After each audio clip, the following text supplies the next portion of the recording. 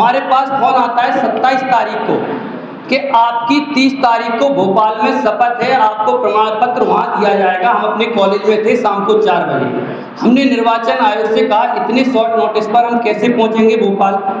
तो बोले जी आप अध्यक्ष जी से बात कीजिए।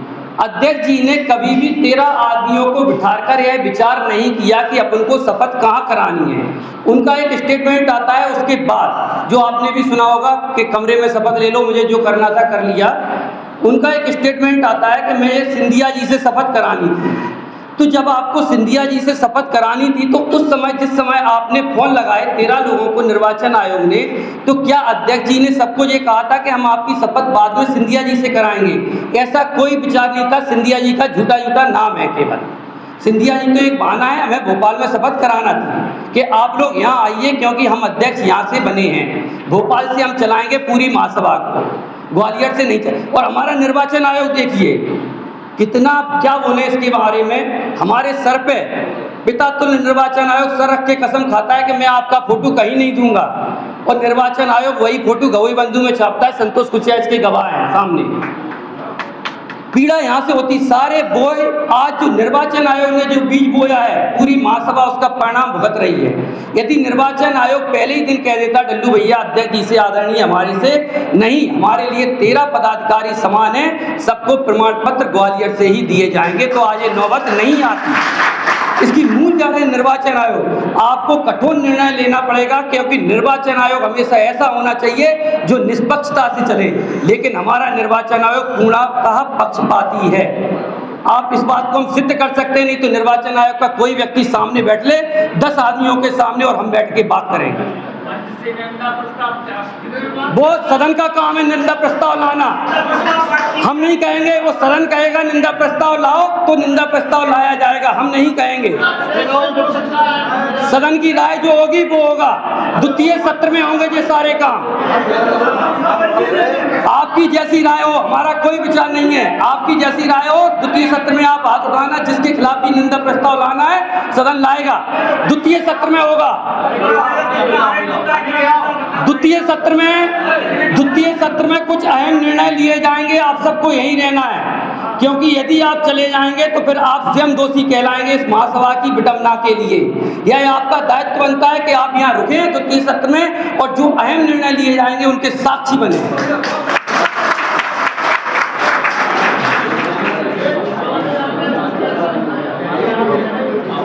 एक चीज और देखी है हमने, कहने को तो ये अनौपचारिक बैठक जो हुई थी, प्रथम कार्यकारिणी बैठक दिनारा में, उसमें कुछ मनोनयन किए गए। मनोनीत व्यक्ति मनोनीत कर रहा है। आप विडंबना देखिए, और पत्र ऐसे जारी हो रहे हैं जैसे वल्लभ भवन से 57,800 के ग्रेड पे नौकरी दी जा रही है। साला एक दिन में ही सारी क्षेत्रीय सभाओं के नवयुग मंडल के अध्यक्ष, महामंत्री, कोषाध्यक्ष, क्षेत्रीय सभा, महिला मंडल सब कुछ बना दिया। अरे भाई थोड़ा सब्र कर लेते।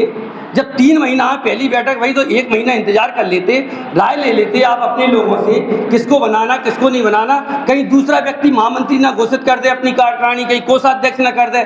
सारे अध्यक्ष इस तरह से टूट पड़े मनोनयन पे कि साला 8 दिन के अंदर पूरे भारतवर्ष की कार्यकारिणी बनकर तैयार आ गई। तो कहाँ जाएगा हमारा समाज जी? अध्यक्ष जी कहते हैं हम हमेशा जोड़ने की बात करते हैं। आपको छोटा सा उदाहरण देते हैं।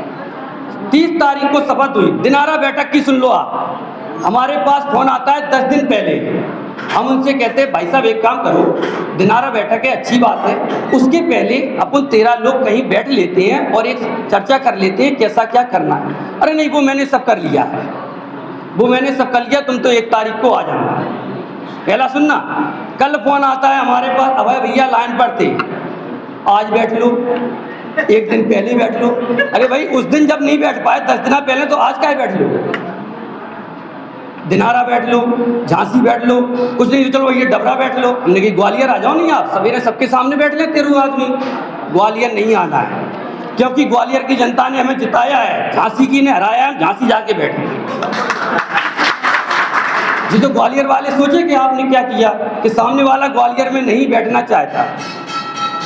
दूसरी चीज आपने कहा, एक छोटी सी बात, हम थे ललितपुर मीटिंग में, ललितपुर में एक समाज का कार्यक्रम हुआ था, उसमें गए थे वहाँ उन्होंने मन से कहा कि अधिवेशन कराएंगे और 1500 रुपये उसकी शुल्क रखेंगे। अरे भाई 1500 रुपया शुल्क रखोगे, आम आदमी जब आप जोड़ने की बात करते हो, यहाँ सदस्यता 250 रुपये से 100 रुपये कर रहे हैं आप जोड़ने के लिए, और अधिवेशन की 200 से 1500, तो आप जोड़ने का काम कर रहे हैं या समाज को तोड़ने का? आप इस पर विचार कीजिए। हमारे पूर्व के 2 राष्ट्रीय अध्यक्षों का अधिवेशन मैंने खुद देखा है, भोपाल में सांवला जी के नेतृत्व में आदरणीय, और आदरणीय कुचिया जी के नेतृत्व में नोएडा में निःशुल्क 200 रुपये रजिस्ट्रेशन शुल्क थी और रुकने और खाने की सारी व्यवस्था थी, उन्होंने किया। हमारे अध्यक्ष जी बातें करते हैं कि हम करोड़पति 1 करोड़ खर्च किए चुनाव में, हमारे पास इतना है उतना है, तो क्या पूरे भारतवर्ष में आपके लिए कोई एक ऐसा व्यक्ति नहीं मिल रहा जो अधिवेशन ऑर्गेनाइज करा सके? ये आपकी काबिलियत पर निर्भर करता है, या तो अंदर आपकी काबिलियत नहीं है कि आप एक व्यक्ति नहीं ढूंढ पा रहे पूरे भारतवर्ष में, और 1500 रुपये आप शुल्क रख रहे हैं। हम महामंत्री जी से निवेदन करते हैं, यदि आपके अंदर भी वो काबिलियत नहीं है तो यही आप अपना इस्तीफा दे के जाए। क्या एक आदमी आपको नहीं मिल रहा पूरे भारतवर्ष में जो ऑर्गेनाइज कर सके अधिवेशन को, और निःशुल्क 200 रुपये जो रजिस्ट्रेशन शुल्क है कायदे से उसको आप लो, और आदमियों को बुलाओ, ज़्यादा से ज़्यादा व्यक्ति आपका समाज का आएगा, वो देखेगा कि हमारी क्या नीतियाँ, क्या कुरीतियाँ, क्या परंपराएं, सारी चीज़ों से वो अवगत होगा। तो हम यही कहना चाहते सदन से कि इस पर भी आज निर्णय लेके जाएं द्वितीय सत्र में कि अधिवेशन निःशुल्क ही होना चाहिए, 1500 रुपये फीस उसकी कभी नहीं होना चाहिए। एक बात और आपसे करते हैं, वर्तमान स्थिति में आप क्या इस स्तर पे हो कि अधिवेशन करा पाओगे?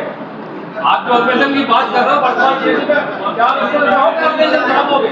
अभी तो पहले कार्यकारिणी बनाओ भैया, अधिवेशन तो बात की बात है। द्वितीय सत्र में सारे निर्णय आपको लेना है। दिनारा बैठक पर भी आपको निर्णय लेना है, पूरे सदन पे क्या करना है उस बैठक का, इसलिए आपको रुकना है।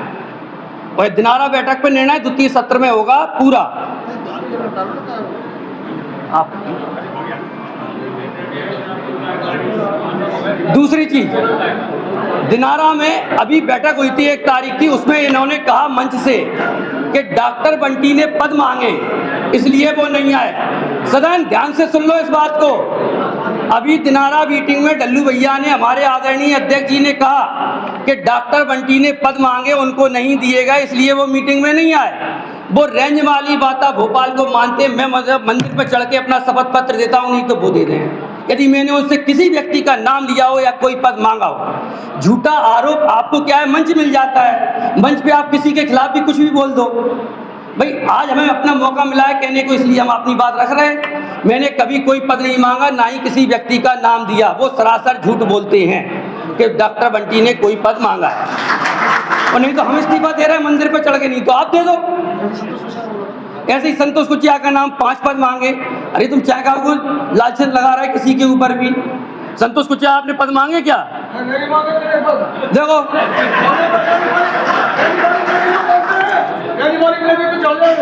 झूठ बोलते बिल्कुल।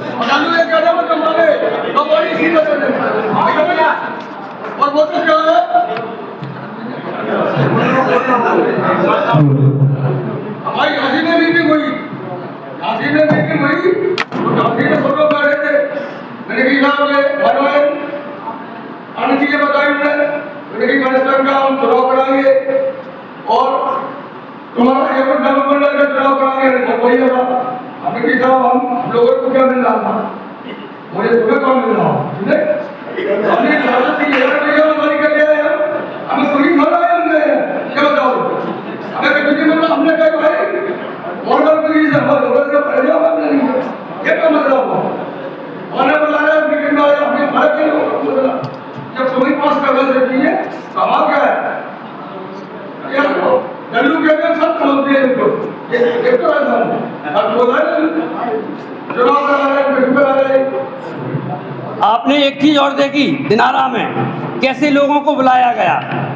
भाई हम गवई बंधु के लिए कुछ मांगते हैं, सदन की राय है, सब सहमत हैं, सबने हाथ उठा दिया, ताली बजाए। अब ये नहीं देखा क्या मांगना, क्या पूछा, ये बाद में पूछी जा रही, बाद में बताया जा रहा है कि 2 मोबाइल और 1 कंप्यूटर, पहले ही हाथ उठा दे।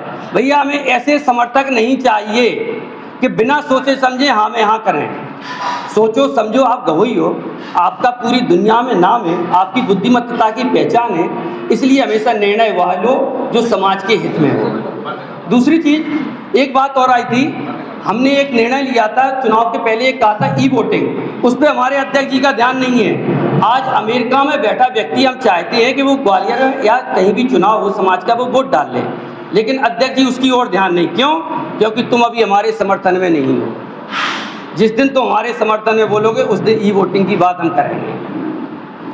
तो सबको साथ लेके चलने की बात करते हैं हमारे अध्यक्ष जी, लेकिन हमें तो कहीं नहीं लगता कि वो सबको साथ लेके चलते हैं। जब 13 आदमियों को नहीं संभाल पा रहा है, समाज को क्या संभालेंगे पूरी? तो कहीं ना कहीं इसमें कोई दो राय नहीं। हम भी उन व्यक्तियों से बहुत पहले से मिले हैं अध्यक्ष जी से, जब वो सांवला जी के समय में फार्म भरने आए थे। व्यक्ति बहुत अच्छे हैं, लेकिन हमारे ही बीच के कुछ व्यक्ति ऐसे उनके साथ लग गए हैं जो समाज को एक नहीं होने देना चाहते, समाज को एक नहीं होने देना चाहते। इसलिए आपसे विनम्र निवेदन है कि द्वितीय सत्र में आप लोग रुकें और आज जो अहम निर्णय लिए जाएंगे उनके आप साक्षी बने। बहुत बहुत धन्यवाद।